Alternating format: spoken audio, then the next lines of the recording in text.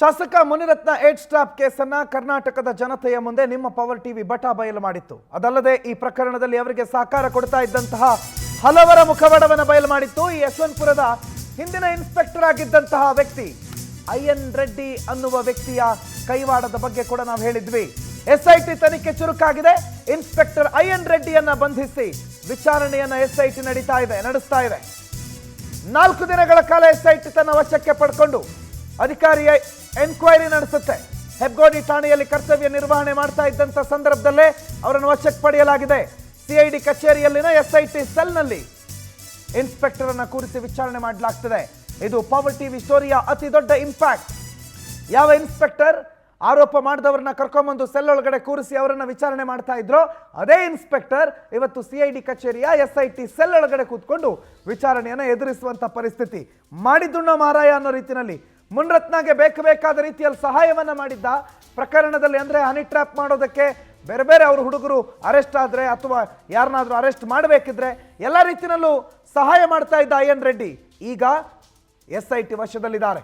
4 ದಿನಗಳ ಕಾಲ ಅವರನ್ನ ವಶಕ್ಕೆ ಪಡ್ಕೊಂಡು ವಿಚಾರಣೆಯನ್ನು ನಡೆಸ್ತಾರೆ.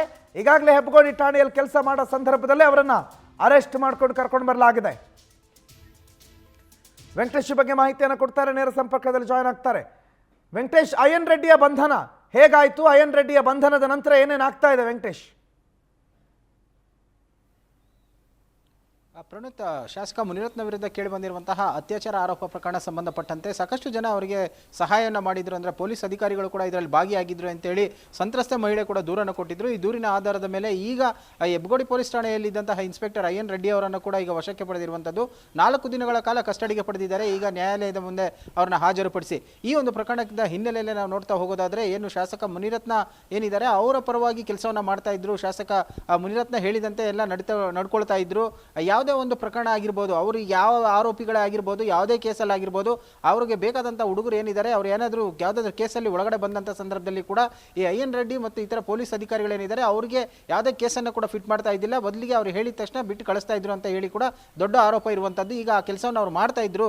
ಜೊತೆಗೆ ಏನು ಸಂತ್ರಸ್ತ ಮಹಿಳೆ ಏನಿದ್ದಾರೆ ದೂರನ್ನು ಕೊಟ್ಟಂಥ ಸಂದರ್ಭದಲ್ಲೂ ಕೂಡ ಇದೇ ಪೊಲೀಸ್ ಅಧಿಕಾರಿಗಳು ಕೂಡ ತನಿಖೆಯನ್ನು ಮಾಡಿದ್ರು. ತಮ್ಮ ವಿರುದ್ಧವಾಗಿ ಇಲ್ಲ ಸಲ್ಲದ ಆರೋಪವನ್ನು ಕೂಡ ಮಾಡಿದ್ರು. ಶಾಸಕ ಮುನಿರತ್ನ ವಿರುದ್ಧ ದೂರನ್ನು ಕೊಟ್ಟರು ಕೂಡ ಯಾವುದೇ ದೂರನ್ನು ಸ್ವೀಕರಿಸದೆ ಅವರ ಪರವಾಗಿ ಕೂಡ ಕೆಲಸವನ್ನು ಮಾಡಿದ್ದಾರೆ ಅಂತ ಹೇಳಿ ಕೂಡ ಈಗ ಆರೋಪವನ್ನು ಮಾಡ್ತಾ ಇರುವಂತದ್ದು. ಜೊತೆಗೆ ಮತ್ತೊಂದು ಗಂಭೀರವಾದಂತಹ ಆರೋಪವನ್ನು ಕೂಡ ಮಾಡಿದ್ರು. ಅಂದ್ರೆ ಹಗಲಗುರ್ಕಿ ರೆಸಾರ್ಟ್ ಬಳಿ ಇದ್ದಂತ ಸಂದರ್ಭದಲ್ಲಿ ಕೂಡ ಪೊಲೀಸರು ಏನು ಒಂದು ದೂರನ್ನು ಕೊಡುವಂತಹ ಸಂದರ್ಭದಲ್ಲಿ ಅದೇ ಪೊಲೀಸರು ಕೂಡ ಆರೋಪಿಗಳಿಗೆ ಒಂದು ಎಸ್ಕಾಟ್ ಅನ್ನು ಕೊಟ್ಟು ಕರ್ಕೊಂಡು ಬಂದಿದ್ರು. ಈ ರೀತಿಯಾದಂತಹ ಒಂದು ಕೆಲಸವನ್ನು ಕೂಡ ಮಾಡಿದ್ರು. ಪೊಲೀಸರು ನಮ್ಮ ಬೆನ್ನಿಗೆ ನಿಲ್ಲಿಲ್ಲ, ಅಂದ್ರೆ ಆರೋಪಿಗಳ ಪರವಾಗಿ ಕೆಲಸ ಮಾಡಿದ್ದಾರೆ ಅಂತ ಹೇಳಿ ಕೂಡ ಒಂದು ಗಂಭೀರವಾದಂತಹ ಆರೋಪವನ್ನು ಮಾಡಿದ್ರು. ಇಲ್ಲಿ ಕೂಡ ಅದೇ ರೀತಿಯಾದಂತಹ ಕೆಲಸಗಳನ್ನು ಕೂಡ ಮಾಡಿದ್ದಾರೆ.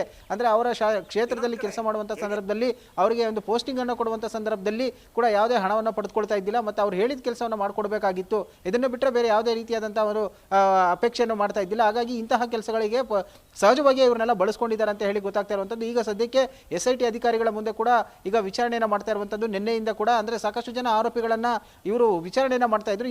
ಇವರೇ ಈ ಒಂದು ಪ್ರಕರಣಕ್ಕೆ ಸಂಬಂಧಪಟ್ಟಂತೆ ಆರೋಪಿ ಸ್ಥಾನದಲ್ಲಿ ನಿಂತಿರುವಂತದ್ದು ನಿಜಕ್ಕೂ ಶೋಚನೀಯ ಅಂತಾನೆ ಹೇಳ್ಬೋದು. ಅಂದ್ರೆ ಎಲ್ಲೋ ಒಂದ್ಸತಿ ಯಾವುದೇ ಒಂದು ರೀತಿಯಾದಂತಹ ಪ್ರಕರಣಗಳಾಗಿರಬಹುದು, ಒಳ್ಳೆ ರೀತಿಯಲ್ಲಾಗಿರ್ಬೋದು, ಕಾನೂನಿನ ರೀತಿಯಲ್ಲಿ ಕೆಲಸ ಮಾಡಿದ್ದೆ ಆದಲ್ಲಿ ಅವರಿಗೆ ಗೌರವ ಸಿಗುತ್ತೆ. ಆದರೆ ಕಾನೂನಿಗೆ ವಿರುದ್ಧವಾಗಿ ನಡ್ಕೊಂಡಂತಹ ಯಾರೇ ಇದ್ರೂ ಕೂಡ ಒಂದಲ್ಲ ಒಂದು ದಿನ ಅವರು ಕೂಡ ಲಾಕ್ ಆಗ್ತಾರೆ ಅನ್ನೋದಕ್ಕೆ ಇದೊಂದು ಪ್ರಕರಣ ಸಾಕ್ಷಿ ಅಂತ ಹೇಳ್ಬೋದು. 4 ದಿನಗಳ ಕಾಲ ಕಸ್ಟಡಿಯನ್ನು ಪಡೆದುಕೊಂಡಿದ್ದಾರೆ. ಮತ್ತೆ ಇವರ ಜೊತೆ ಎಷ್ಟು ಕಾಂಟ್ಯಾಕ್ಟ್ ಇತ್ತು, ಮತ್ತೆ ಏನೆಲ್ಲ ಮೆಸೇಜ್ಗಳು ಮಾಡಿದ್ರು, ಹಣದ ಟ್ರಾನ್ಸಾಕ್ಷನ್ ಏನಾದರೂ ಆಗಿದೆಯಾ, ಎಲ್ಲವನ್ನು ಕೂಡ ಈಗ ಪೊಲೀಸ್ ಎಸ್ಐಟಿ ಅಧಿಕಾರಿಗಳು ಐಎನ್ ರೆಡ್ಡಿ ಅವರಿಂದ ವಿಚಾರಣೆಯನ್ನು ಮಾಡ್ತಾರೆ. ಆ ವಿಚಾರಣೆಯ ಸಂದರ್ಭದಲ್ಲಿ ಹೇಳಿಕೆಗಳನ್ನು ಕೂಡ ದಾಖಲಿಸಿಕೊಳ್ಳುವಂತ ಕೆಲಸವನ್ನು ಮಾಡ್ತಾರೆ. ಯಾಕಂದ್ರೆ ಇಲ್ಲಿ ಕೊಟ್ಟಂತ ಹೇಳಿಕೆಗಳು ಮತ್ತು ನ್ಯಾಯಾಲಯದ ಮುಂದೆ ಹಾಜರುಪಡಿಸುವಂತ ಸಂದರ್ಭದಲ್ಲಿ ಕೂಡ ಬೇರೆ ಬೇರೆ ಆಗಿರಬಹುದು. ಹಾಗಾಗಿ ಆ ರೀತಿಯಾದಂತಹ ವ್ಯತಿರಿಕ್ತ ಹೇಳಿಕೆಗಳು ಕೊಡೋದಕ್ಕೆ ಸಾಧ್ಯ ಆಗಬಾರದು ಅನ್ನುವಂಥ ರೀತಿಯಲ್ಲಿ ಕೂಡ ವಿಡಿಯೋ ರೆಕಾರ್ಡ್ಗಳನ್ನು ಕೂಡ ಮಾಡ್ಕೊಳ್ತಾರೆ. ಅದನ್ನು ಚಾರ್ಜ್ ಶೀಟ್ ನಲ್ಲಿ ಕೂಡ ಉಲ್ಲೇಖವನ್ನು ಮಾಡುವಂಥ ಕೆಲಸಗಳನ್ನ ಎಸ್ಐಟಿ ಅಧಿಕಾರಿಗಳು ಮಾಡ್ತಾರೆ. ಈಗಾಗಲೇ ಏನು ಜಾಮೀನಿನ ಮೇಲೆ ಹೊರ ಇರುವಂತಹ ಶಾಸಕ ಮುನಿರತ್ನ ಅವರಿಗೂ ಕೂಡ ಈಗ ಟೆನ್ಷನ್ ಶುರುವಾಗಿರುವಂತದ್ದು. ಪ್ರಣೀತ್, ಥ್ಯಾಂಕ್ ಯು ವೆಂಕಟೇಶ್ ಮಾಹಿತಿಗೆ.